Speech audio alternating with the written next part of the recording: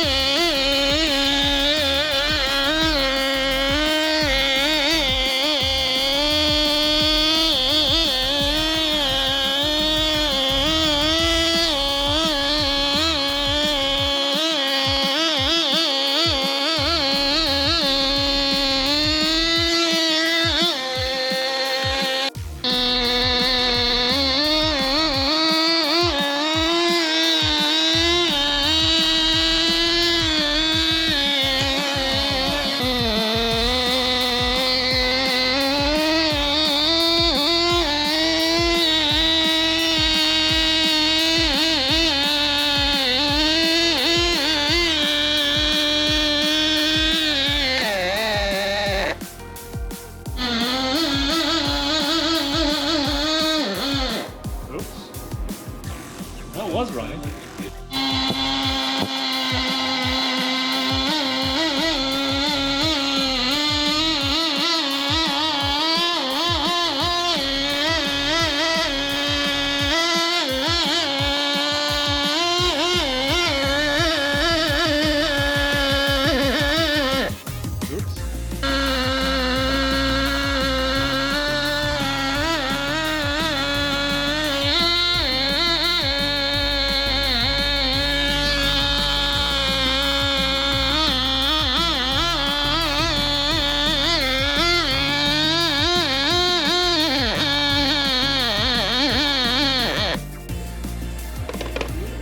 I stalled it out again.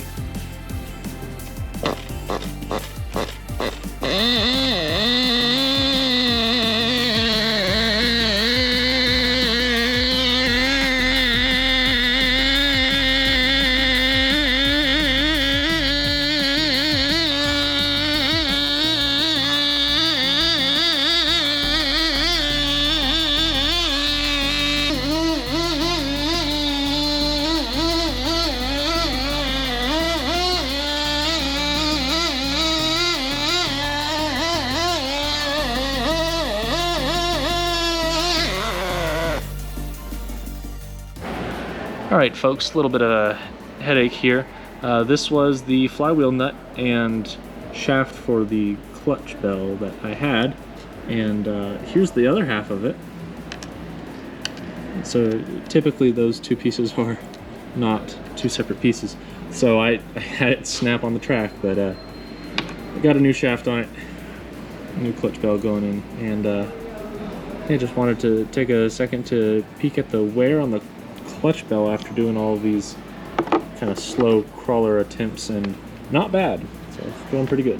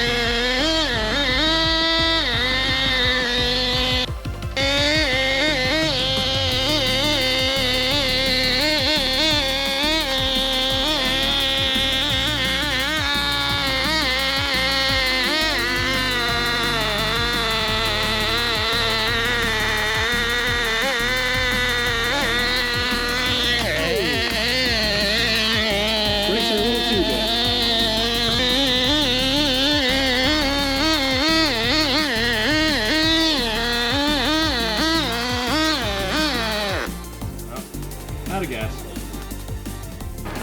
So there it is. That is the Nitro TRX-4M. Obviously not great at crawling. Built on a crawler chassis, so it can do it, but the Nitro stuff just makes it super top heavy.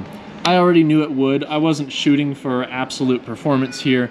Really just a challenge to see if I can make a Nitro TRX-4M, and the answer is yes. So I succeeded in that. It runs and drives, and now it's for sale. But let's just go over some of the specs here. This is a TRX-4M Chevy High Trail Edition in red, obviously. The top still comes off like normal. It's got functional lights, still kept those from the factory. I had to cut most of the bed and the rear window out for engine clearance and cooling, but I did add a CB antenna. This guy is just held on by little pieces of fuel line tubing, so you can remove it if you don't like it. It will ship without this installed, but you literally just stick this tube through the hole and then slide the fuel line tubing back onto it to lock it back in place if you want that look. And that is where I actually put the antenna for the radio system. The radio system itself is the original Traxxas TQ radio that came with it. It's the basic 2-channel one, and a TQ receiver that came actually in a 16th scale slash, but I figured I already had the radio, so I just used that. The battery is from an 800 milliamp 1S LiPo that originally went in the Mini Aero Scout airplane, but it's a relatively small form factor and it's zip tied on, so it's not removable. I recommend you charge it externally, leave it attached to the car and get a charger plugged into it. When the battery is plugged in though, we have functional lights, just like stock, and we also have a small fan. This fan runs onto the cooling head because this truck isn't really made for speed. So it's not going anywhere fast, it's not cooling very well, so I've got a small fan blowing over the cooling head that helps. Fuel is from a 1-ounce RC airplane fuel tank. That unfortunately is only refuelable from the carburetor, so you have to pull these fuel lines off and then attach a fuel filler bottle that has some kind of fitting to let you basically plug in and refuel the car. That's a downside of using these small airplane fuel tanks. That's how small airplanes get refueled, but the upside is I can fit this little tank just about anywhere, including this car. Throttle servo is a MG90S, operates throttle and brake. Brake is supplied by pushing this piece of fuel line tubing on the clutch bell, and it does work pretty well. Despite what it looks like, it is fully functional. The engine here is a Sportworks branded Toki 0.05 cubic inch or 0.8 cc engine. This is actually the same motor that comes on the X-Ray NT18, but it has a pull start. The NT18 is bump start, so obviously that's different. The motor runs and drives. It's got this little makeshift fuel air filter on it, which is a piece of, I think it's Nitro Stampede exhaust tubing with a little bit of foam shoved down in it. The exhaust is a Turnigy header with a HSP muffler, and it's actually fairly quiet. I'm happy with the exhaust. Suspension is stock other than the rear suspension being moved onto the frame.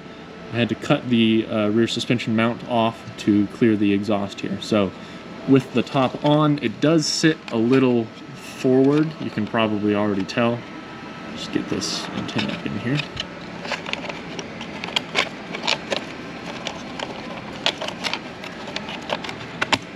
So it leans a little forward, right? Because the rear suspension is a touch taller than the front suspension.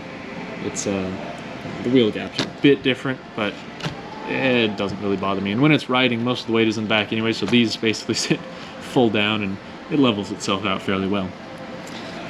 Again, this isn't the world's best performer, but it's a collector's item for sure. Anyways, that's all I got for you today. Likes and subscribes are appreciated. Check out the listing on eBay. The pricing is basically, the starting bid is my break even on parts, and then the buy it now is what I like to be paid for the time it took over 4 days to get the video and get the thing assembled. So check that out. Not the best performer, but it's definitely cool for a Nitro or crawler collector or a Chevy guy or somebody who likes old-timey looking Nitro. Never got a solid answer. So blue head or red head. If you decide you want the red head on here, send me a message if you win the eBay listing, and it's yours. Thanks for watching. Talk to you later.